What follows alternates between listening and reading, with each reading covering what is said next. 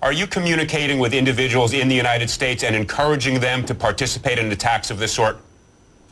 Of course I am. You know, I am participating in communication with people all around the world. As you know, the internet makes the world a very small place. You know, we have a lot of support, in fact, post-Wotton Bassett, from people as far afield as Indonesia, from Mr. India. Chowdhury, based upon your answer, I believe, and I'm sure many prosecutors will listen to your answer, you have violated U.S. law. You deserve to be arrested, prosecuted, jailed for the rest of your life. That is what you, sir, deserve. You're a violent and heinous terrorist. I would say to you, well, you can use as much pejorative. Aims of the White House Rural Development Plan sound eerily similar to a UN plan called Agenda 21, where a central planning agency would be responsible for oversight into all areas of our lives, a one world order. Sound familiar?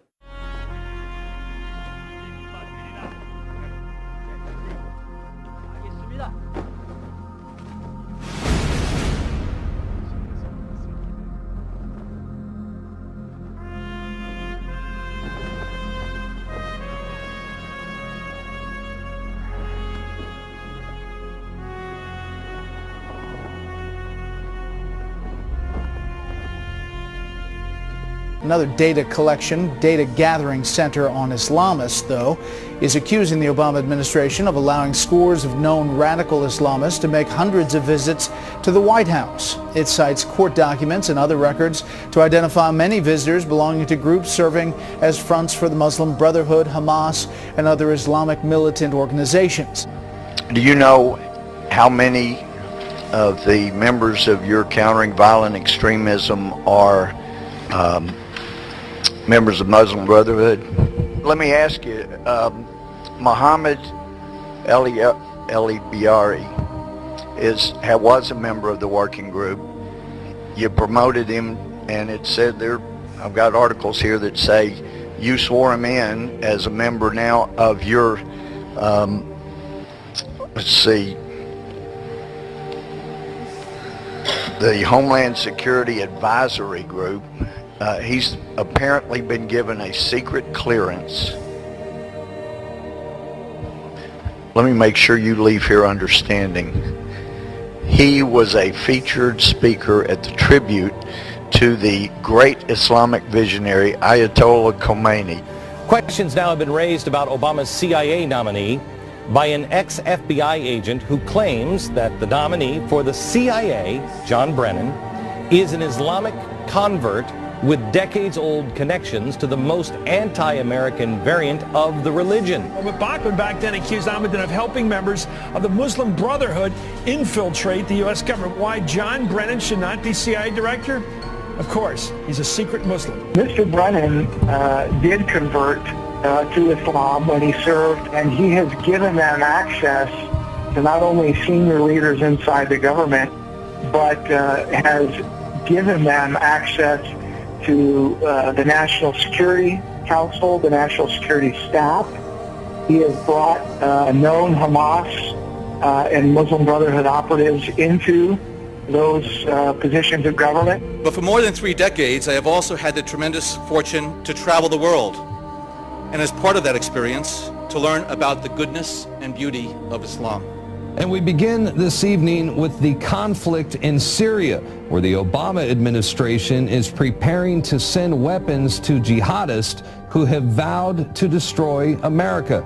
That's right. It looks like the White House is, well, they're getting ready to arm al-Qaeda terrorists in Syria. President Barack Obama has signaled that he will greenlight the transfer of lethal weapons to FSA, that's Free Syrian Army militants in Syria, within weeks, despite the fact that such groups are being led by al-Qaeda terrorists responsible for killing U.S. troops in Iraq who have vowed to destroy America. So forget all of those speeches that this president gave at AIPAC and, oh gosh, we're Israel's best friend, we're going to help them, because, oh no, we're going to give people who have the power to destroy Israel on the border with Israel military aid as they are planning. Many there make it clear they hate Israel, they hate us, and it's time that we do not provide military aid, abetting, and assistance to people that want to destroy Christians, that want to destroy Israelis, and that want to put the world in turmoil and have everyone living exactly as they dictate.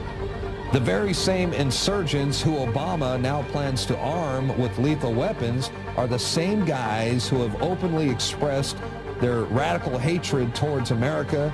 They're out there ransacking Christian churches, burning American flags. President Obama hasn't been to church since he took office. Well, so far now he's saying we are not a Christian nation. So is there a message being sent? What I was suggesting, you are absolutely right that John McCain has not talked about my Muslim faith, and you're absolutely right that that has not Christian come faith. My Christian faith. And well, what I'm saying is he hasn't suggested that I'm a Muslim. Obama's Lucky Charms, a ring that says there is no God except for Allah. As an ordained United Methodist minister, I am here to attest and affirm that our faith and belief in God is central to the American story and informs the values we've expressed in our party's platform. In addition, President Obama recognizes Jerusalem as the capital of Israel. All those delegates in favor say aye. All those delegates opposed say no. In the opinion of the... Let me do that again. All of those delegates in favor say aye. All those delegates opposed say no.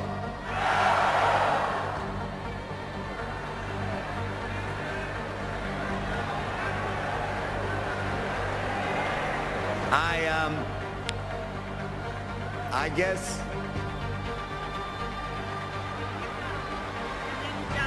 All right, check out this website. 4 Christian missionaries were at an Arab festival over in Dearborn, Michigan, when they had a huge run-in with police. The Christians were the only ones that were charged, and you know, it's interesting, it wasn't the Christians that were breaching the peace, it was the hecklers, the Muslims who were actually making threats to them. Instead, what we have now, we have 4 Christians who are locked up and spent an evening in the jail for doing nothing more than expressing their religious beliefs. You know, in our country, we're not governed by Sharia law, we're governed by the Constitution, and we have a First Amendment that protects those rights. Is this more, were they adhering to Sharia law in their arrest? Because it doesn't seem to be going by our Constitution. I guess that was my point. Again, our Constitution protects the right to free exercise of religion, the right to freedom of speech.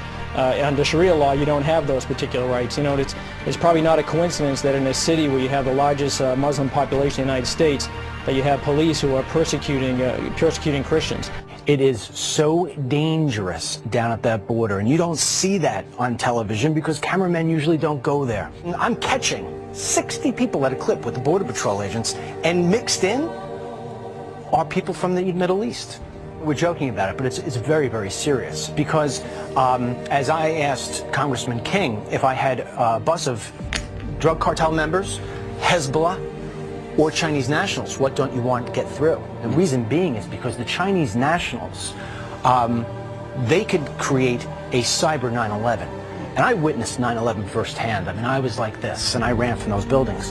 A cyber 9/11 would make that day look simple.